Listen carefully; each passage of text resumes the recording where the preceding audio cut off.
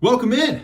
It's the Baltimore Ravens celebration party. No, I'm just kidding. Drop the mic. I'm Mike Welch. Thank you so much for joining me tonight. I will say this.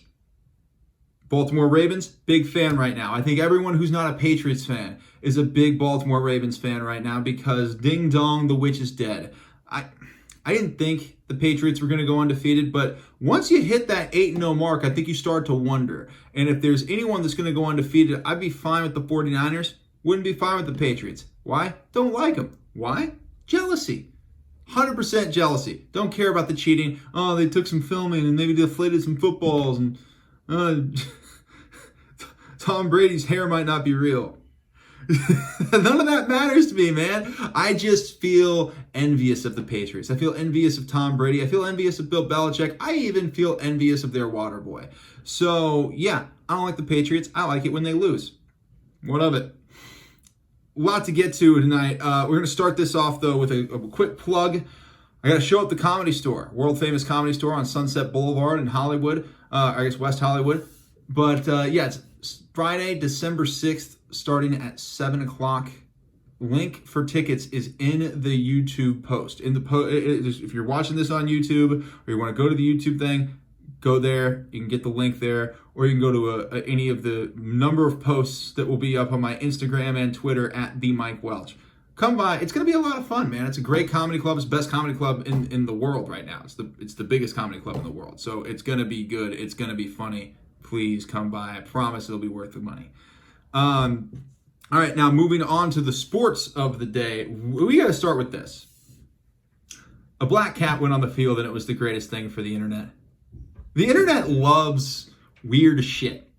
It's just what it is. They love, like, if you know that meme with like the Cameron Diaz crying and then the cat being a dick, that's taken the world by storm. I saw jack-o'-lanterns with that meme carved into it. The internet just loves weird shit. And a black cat on the field, there's already a meme with that Cameron Diaz and that white cat thing making fun of Dak Prescott regarding the black cat that was on the field.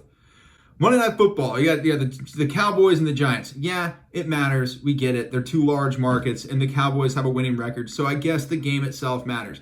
I don't care that much because F both those teams, but I think everyone else cared about the black cat. Because I haven't seen the internet gravitate to something so quickly since we all decided that Epstein didn't kill himself. Haven't seen it. Gravitated to it fast, man. Everybody's all over the black cat. Memes are running wild. And the best part is Kevin Harlan. We need to appreciate Kevin Harlan as a broadcaster. We need to appreciate a guy that will go play-by-play with a black cat on the field in such a masterful way. If you haven't seen it, it's literally anywhere on the internet. Masterful play-by-play by Kevin Harlan of that black cat running around the field. He even worked in a sponsorship. A little sponsorship shout out. And now that's been retweeted thousands of times and taken and posted on multiple blogs. It's everywhere. He worked it in. The Red Zone sponsor worked it in. Think about them getting their money's worth. You think they're going to re-up? Yeah, that's what Kevin Harlan does. I tweeted this I think a couple weeks ago. It was when the Lakers were playing the Clippers, the opening night of the NBA. Kevin Harlan was on the call, and I remember thinking, I wish they had the names of the broadcasters at the bottom of the screen every time they came back from commercial. Just so people could know, like, this is special. This man is special. Kevin Harlan is a special individual. Appreciate him while we have him because he should be protected at all costs. I also would like that, just for a more sinister thing, I think it would be nice for people to know it's Reggie Miller who's saying all the dumb shit.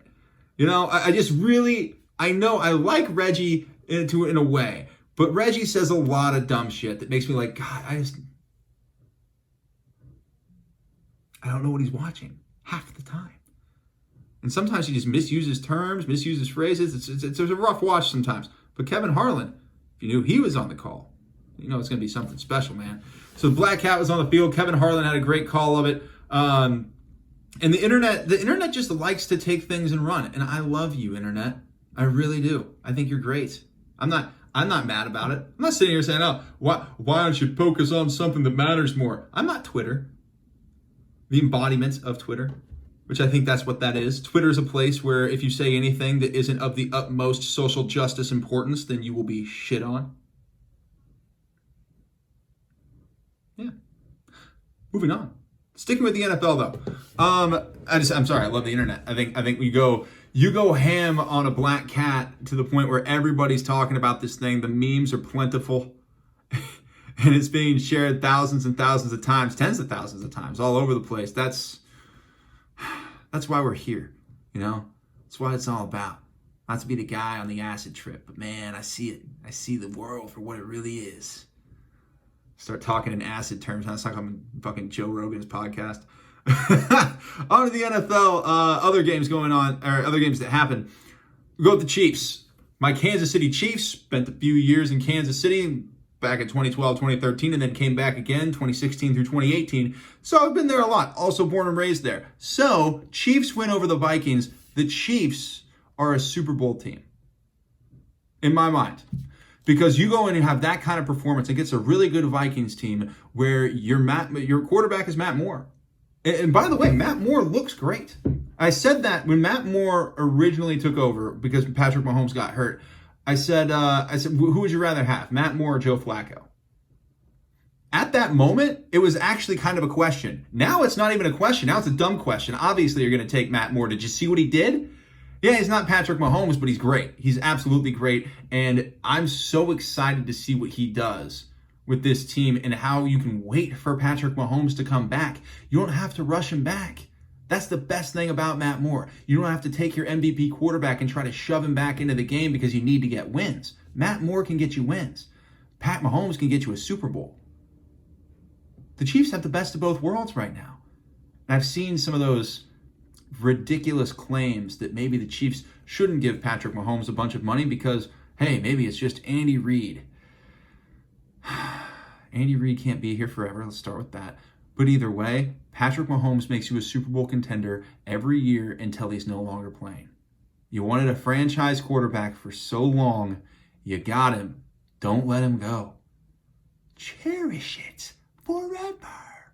Well, Billy Madison, right? Cherish it as long as you can. Patrick Mahomes, you got to pay him. I just want to move on from that. Do you still pay Patrick Mahomes? I can't believe I even saw that thrown out as a question. And was it Skip Bayless? I think Skip said something. Skip said something stupid. I don't know. Skip says stupid stuff sometimes. I think, look, he's a provocateur. Sure, I just butchered the pronunciation of that word, but he likes to provoke and incite controversy. It's what he likes to do. I don't take anything Skip Bayless says seriously. I think he's purely for entertainment. And by the way, I think Skip Bayless does a phenomenal job. But he says some dumb shit. And I saw him say something stupid about like, oh, man, Matt Moore might be like in the conversation or something about Patrick Mahomes like potentially losing his job. Patrick Mahomes is not losing his job. Ever. He'd have to melt down on such an epic proportion. It's just never going to happen. So that's kind of a ridiculous thing that was thrown out there. But more on that game and why I think the Chiefs are a legitimate Super Bowl team.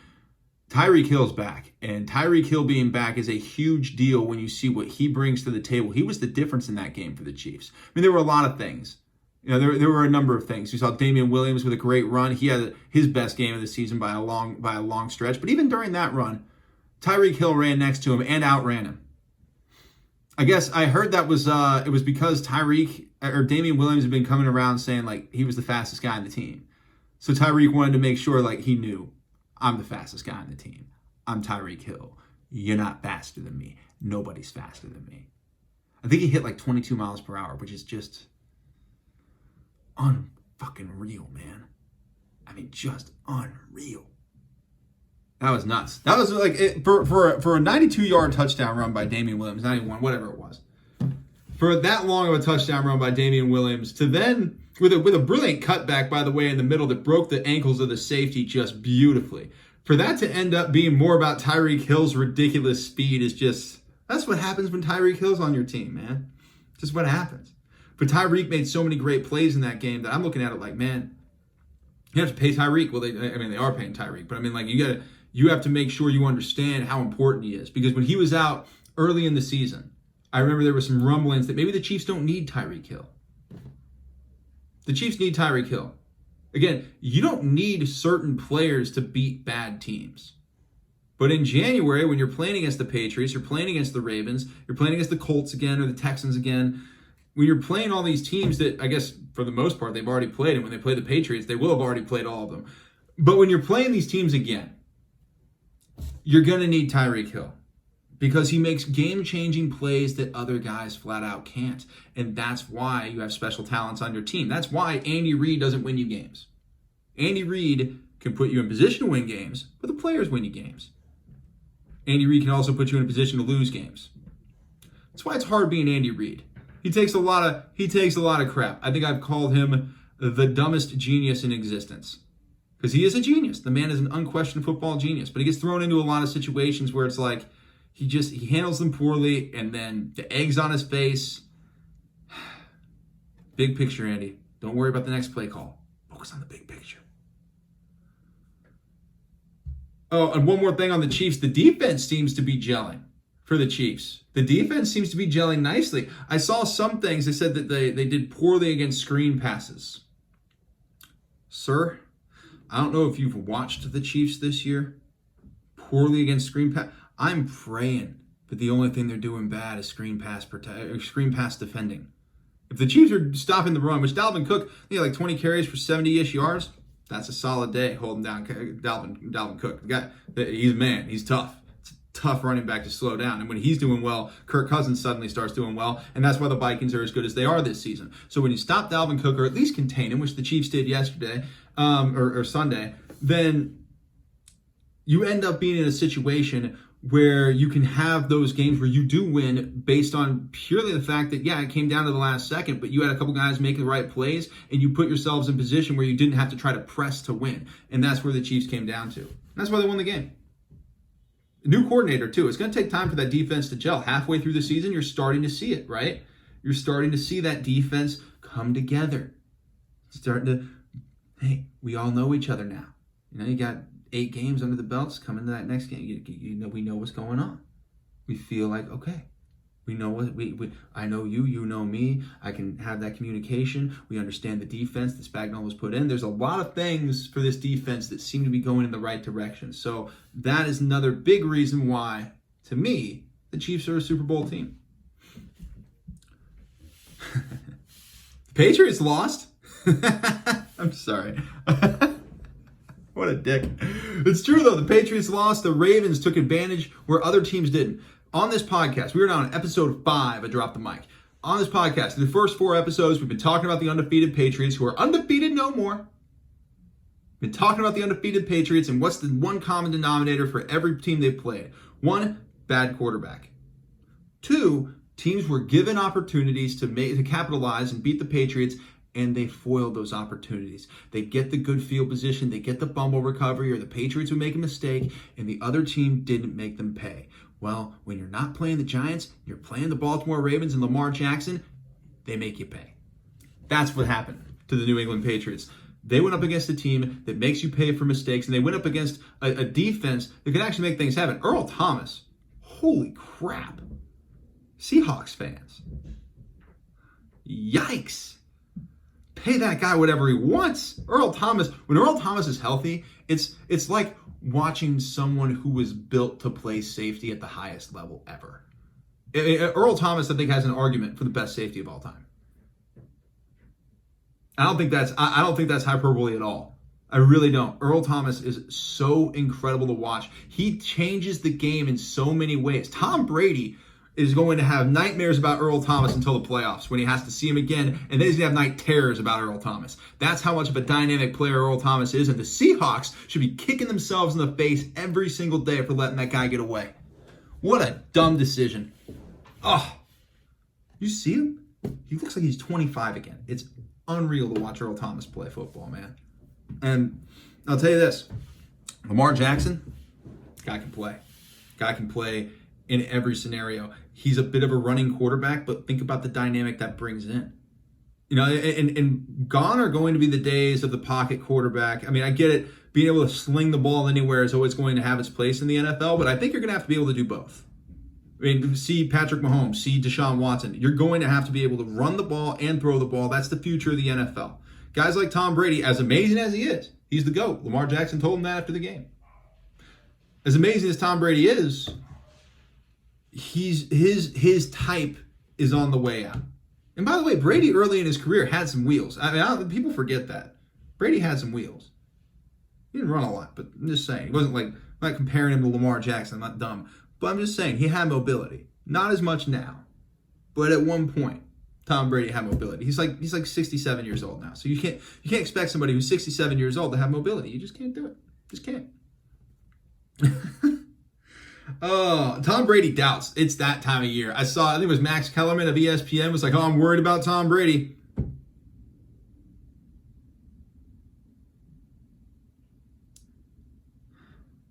Every year, the Patriots lose games to teams they probably shouldn't lose to. Every year, the Patriots beat those teams later in the playoffs. And every year, about this time of the year, when the Patriots finally start to lose, everyone questions whether or not Tom Brady's lost it. Let me be very clear here. Tom Brady hasn't lost it. I'll be dead before Tom Brady loses it, and I've accepted that as my life. That's just the way the world works. Did he sell his soul to Satan? Maybe. But Tom Brady's fine. There's no world where Tom Brady suddenly, now he just can't get it. He just can't do what he used to do. Still one of the best quarterbacks in the NFL, still finds a way to win, and also his Super Bowl rings, including his most recent one, they all speak for themselves. So that's an absurd take that Tom Brady has anything wrong. Tom Brady's fine. Tom Brady's going to keep sucking the life out of me until the day I'm dead. And that's something until he is gone from the league, because I thought he would have been gone 3 years ago. Honestly, I remember, what was the year they beat was it 2015? And they beat the Seahawks in the Super Bowl? I think it was 2015. Yeah. I thought that might have been it for Tom Brady. That's 2015. It's almost 2020. Certain point, you got to throw your hands up and just understand the guy's not going anywhere. Not going anywhere. And by the way, that rematch in the playoffs that I think is absolutely coming between the Baltimore Ravens and the New England Patriots, just like it always happens, the Patriots will win. That's how it always goes, man. These teams beat the Patriots in the regular season, and then, boom. They go into the postseason, and it's like they get tape on them. They know what they want to do, and then Belichick finds all the ways to stop them. And then it becomes a lot of times, not every time, but a lot of times it becomes a slaughterhouse in the playoffs. It becomes an absolute slaughterhouse where they just crush whatever team happened to beat them back in October or early November. Oh, we see a little weakness. Not for long. Not for long. That's why I've said it before. I'll say it again. If I'm the Kansas City Chiefs on December 8th, I think somewhere around there is when the Chiefs play the Patriots. Forfeit the game. Don't give Bill Belichick anything. In fact, if you just have to go out there with the most vanilla game plan in the world, run the ball left, run the ball right, throw the ball on a generic 9 route. If that's your whole game plan, great, because I don't care. It'll be billed as a big game, I'm sure, in some capacity, as long as the Chiefs keep winning. And then there's at least an idea that maybe this could impact playoff seeding and impacts who gets home field advantage and all that stuff. If that plays out, December 8th will look like a big game. It's not. That's what Belichick wants you to think. He wants you to think it's a big game. He wants you to think it matters. But in reality, he's just going to get as much tape as you can on your game plan, find out what your team does well, and then scheme against it for the next month until you see him in the playoffs and he rips your heart out of your chest. We remember.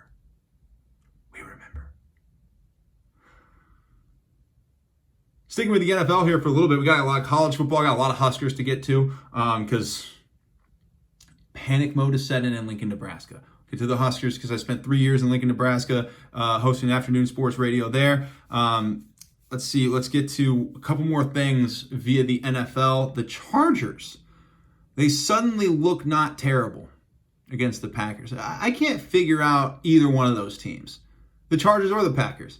The Packers are weird, man. What a weird season for Green Bay. And just last week against Kansas City, Aaron Rodgers looked untouchable. He threw the best pass of the season. Without question, the best pass. Falling away into the back corner of the end zone. That's the best pass we've seen all year. One of the best passes I've ever seen. Then he goes up against the San Diego Chargers, and it just looks lost.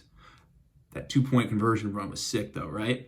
Rodgers put in the 2-point conversion. I didn't know he had it in him, man. He was getting in. Couldn't be denied. But other than that, rough game for Green Bay. So, the Chargers, what are they? What are the Chargers? They have a lot of talent. undeniably they have a lot of talent. Phillip Rivers didn't even play that well.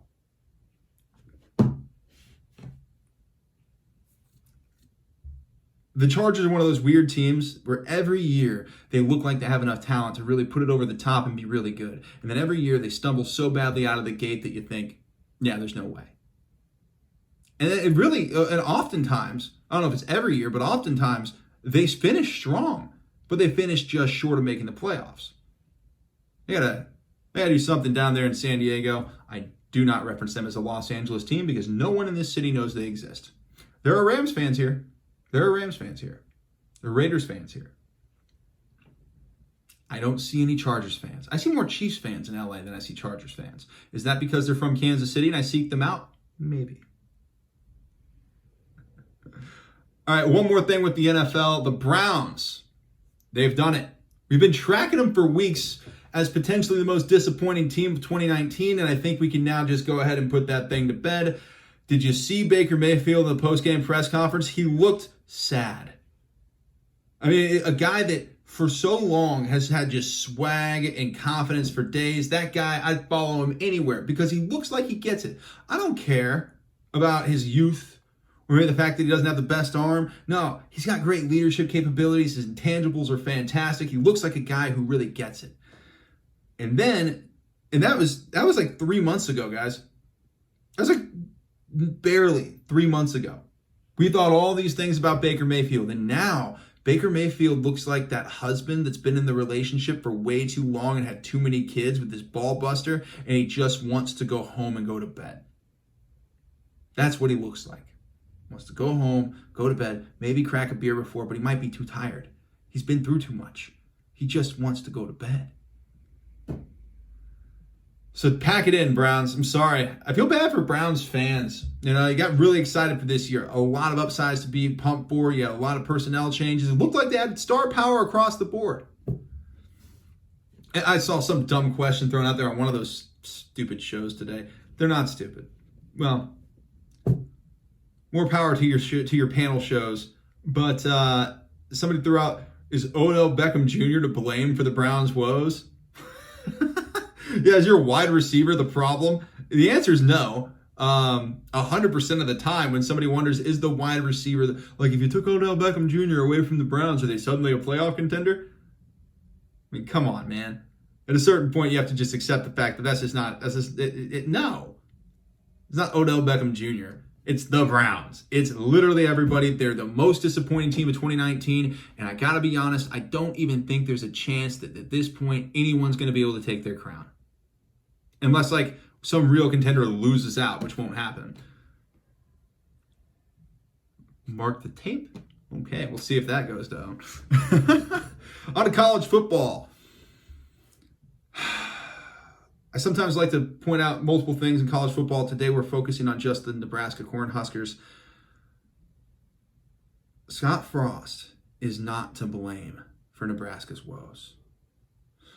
I understand that it's a long season. I understand that you go through these ups and downs week to week, and then you look at the play calls, you start to dissect these little things here and there, and you forget the fact that the team, talent-wise, isn't very good.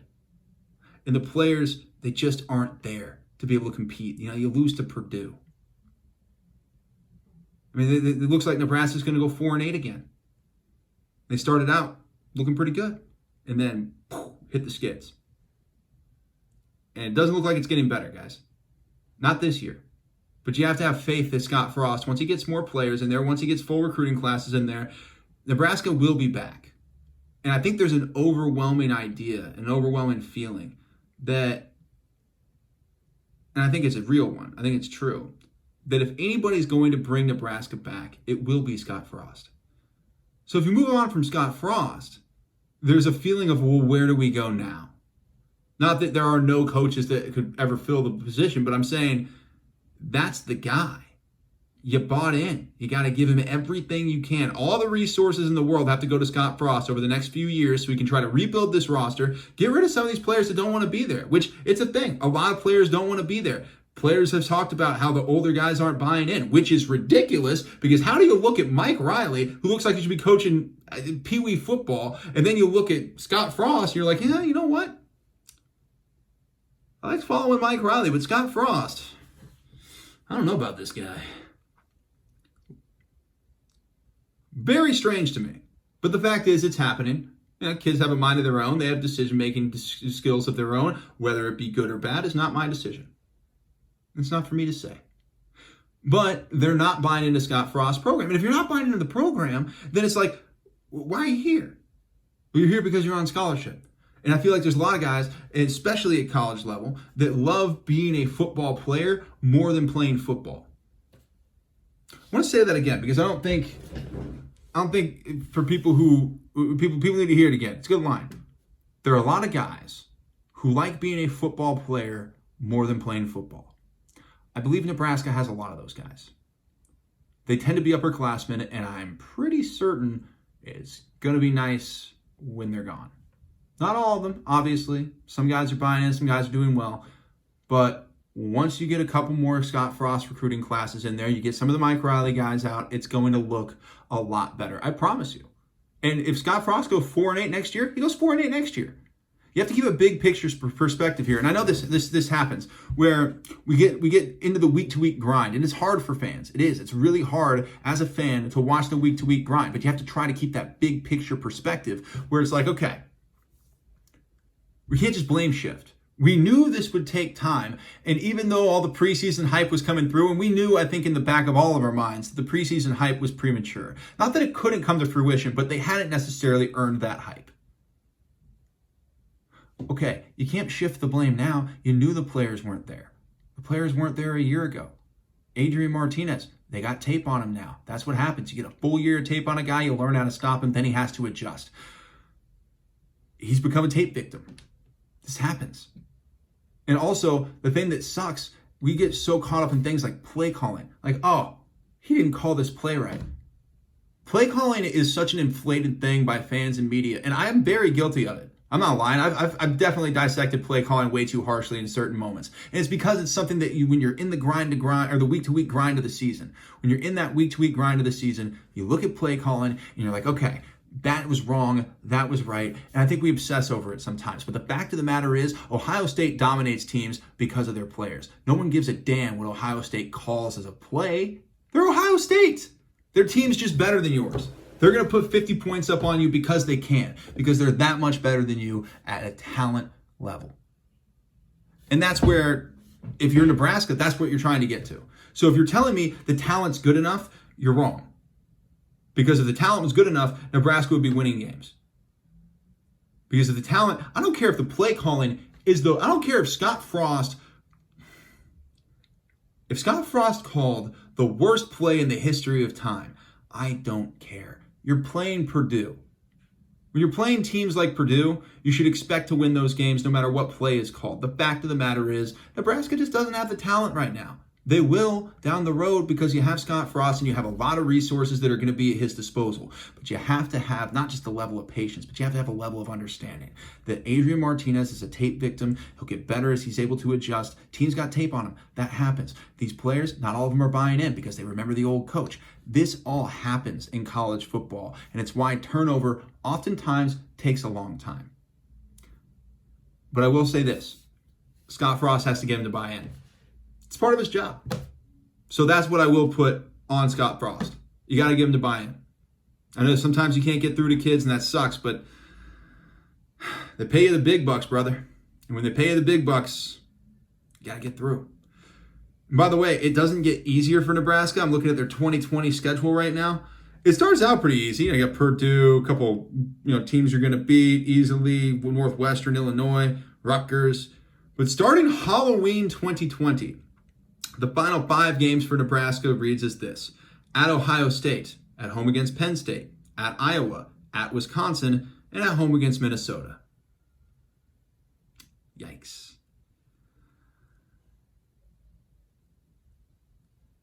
It's going to be a tough road because you have to readjust this entire team's mindset. You got to get to a Big Ten mindset. And this team went into a Pac-12 mindset under Mike Riley. So you have to try to adjust it to a Big Ten mindset. And I don't think they've quite done it yet. And that's going to also fall on Scott Frost. But for right now, we knew the talent probably wasn't going to be there. And it was a little premature for Nebraska to be as hyped as they were before the year. So I don't know that you can be that mad at Scott Frost. All right, on to Major League Baseball World Series Game 7 celebrations. The Nationals win it. And you know what? Game 7 celebrations for World Series in baseball, they're the best. They're the best of all in sports. And I'm not a huge baseball nerd. I'm not big into talking a ton of baseball on this show. As we know, I thought that this World Series was terrible as far as I didn't like the teams in it. I would have liked the Nationals and the Yankees. Would have created a great storyline. Still believe that. But when the Nationals won, you saw the celebration. You saw how much it meant to them. And I think it means more to guys in baseball because they have 162 games together. Right? You have 162 games competing with these guys every day in the course of one season. That's a lot of time and a lot of intense time, right? It's not just practice, it's games. It's a lot of intense, high emotion time to spend with another group of people. So obviously over that time, you're going to become very close. And clearly in baseball, those Game 7 celebrations, they're the best celebrations because they've gone through so much to get there. 162 game regular season. You had to go through the postseason. You had to go through a best of 5 series and a best of 7 series. Then you get to the World Series. Finally, you're at the biggest stage. You're where you've worked all year to get to. You've gone through roughly, at least like 175 games, right? Ish, somewhere around that. I'm not good at math. It's not 175. It's not even close. It's at least, I think, 167? It's a lot of games. Play to your strengths, Michael. It's a lot of games. So I think that creates a bond. And Max Scherzer, that was a cool moment to see Max Scherzer win. I mean, a guy who's been as dominant as he has and it never quite grabbed that ring. It's good to see somebody like that do it. And it's good to see a guy who's that awesome and that good, and seems like such a good dude. I've never met Max, but he seems like a really good dude. And to see somebody like that come through, it does warm your heart a lot. And also, Bryce Harper. Let's talk about this real quick. I stand with Bryce Harper. I might be the only person on the internet standing with Bryce Harper, but I feel like when you win a World Series, you shouldn't make it about the guy who's not there. But the internet decided we're going to make it all about the guy who's not there. I mean, people, I'm sure, in Philadelphia media were like, oh, damn, we got the guy who's going to be the punchline for this thing. And even people in D.C. were probably way too focused on Bryce Harper. Bryce Harper had nothing to do with this World Series. It's not like he was intoxicating the team, like, oh, this guy's intoxifying everything. We can't have him here. He has nothing to do with this World Series. Just enjoy your World Series. I don't know why we got to crack back on Bryce Harper like he's the reason why DC wasn't winning. Hell out of here, man. Oh, still would have been better against the Yankees, though. I'll die on that hill. The Yankees were in that series. Nationals beat the Yankees. David versus Goliath. I will die on that hill. It still would have been better. All right. Real quickly before we wrap things up here on Drop the Mic, NBA, we need LeBron back in Cleveland with Kyrie to create some more drama, man, because right now the season's just been fun to watch basketball. There's not a lot of intense drama going on in the NBA. I mean, Steph Curry went down. That was dramatic for sure. But I mean, I miss the days where Kevin Love was the scapegoat for everything that's ever gone wrong in LeBron James's life. That's the NBA that I miss. I like the drama of the NBA. I enjoy that. I want Kyrie Irving getting prickly with the media. Just, angry as hell. That's what I like about the NBA. I like when guys are that way, where they get really prickly with everything, and then we have these explosions. I want more Russell Westbrook, James Harden drama. Is that too much to ask? Somebody throw a pie. Joel Embiid, save us. The NBA needs Joel Embiid so badly, right? I mean, think about the personality. He plays for the Sixers, who have been obviously dominant, the best team in the NBA so far through the first week at least. I mean, I love Joel Embiid. It's not just because he went to my alma mater, KU. He was there for a year and didn't even play in the tournament. So, who cares?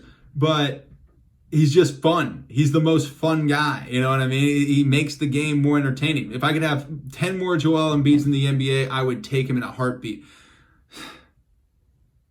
That's what's going on in the NBA. Just a lot of really good basketball, honestly.